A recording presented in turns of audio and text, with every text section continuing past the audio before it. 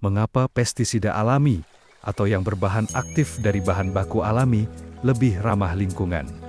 Seperti dari ekstrak tumbuhan, minyak esensial, atau mikroorganisme, sehingga memiliki dampak negatif lebih rendah dibandingkan pestisida sintesis. Berikut beberapa alasan utama adalah: pertama, pestisida nabati lebih cepat terdegradasi oleh sinar matahari, udara, dan mikroorganisme, sehingga tidak mencemari tanah dan air dalam jangka panjang.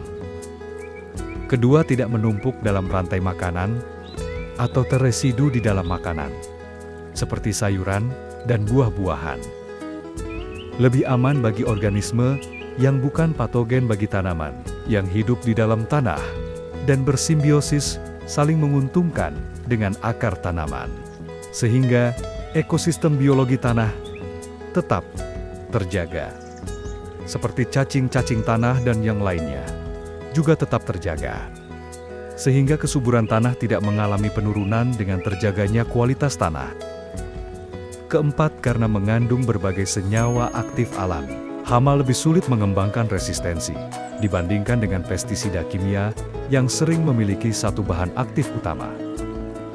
Karena berasal dari bahan alami, maka pestisida nabati memiliki tingkat toksisitas yang lebih rendah bagi manusia dan hewan dibandingkan pestisida sintesis. Sayangnya, di saat sekarang ini, opini yang terbentuk di benak sedulur tani terhadap pestisida nabati masih dianggap efektivitasnya lebih rendah dibanding dengan pestisida kimia, sehingga belum disukai kebanyakan sedulur tani.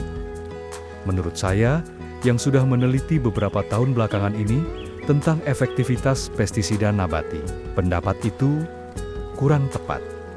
Karena senyawa aktif yang saya pergunakan dari bahan nabati cukup efektif. Seperti, pertama, alpinin, yang memiliki aktivitas sebagai insektisida dan antimikroba. Kedua, galangin, bersifat anti jamur dan antibakteri patogen tanaman. Ketiga, metilsinamat, berperan sebagai insektisida alami dan penolak serangga. Keempat, eukaliptot, yang bersifat toksik terhadap beberapa serangga dan hama tanaman.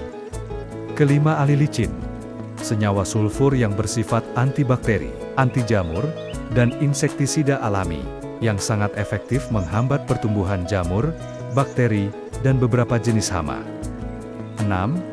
Dialil disulfid dan dialil trisulfid yang berperan sebagai insektisida dan nematisida yang efektif mengendalikan kutu daun, ulat, dan nematoda.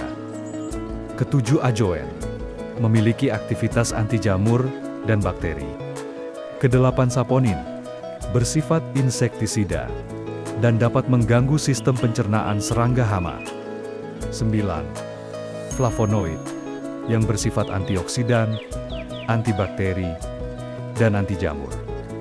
Dan senyawa aktif yang lain. Bahan-bahan ini saya campur menjadi satu, sehingga berbentuk cairan yang berfungsi sebagai insektisida dan fungisida nabati. Dan saya tambahkan pelekat daun dari bahan alami, yang berfungsi sebagai komponen yang sangat penting, yang terkait dengan kemampuan melekatkan bahan-bahan aktif tersebut di permukaan daun, sehingga lebih tahan lama menempelkan bahan aktif pestisida nabati di permukaan daun, sebagai tameng pertahanan daun dari serangan hama dan penyakit tanaman.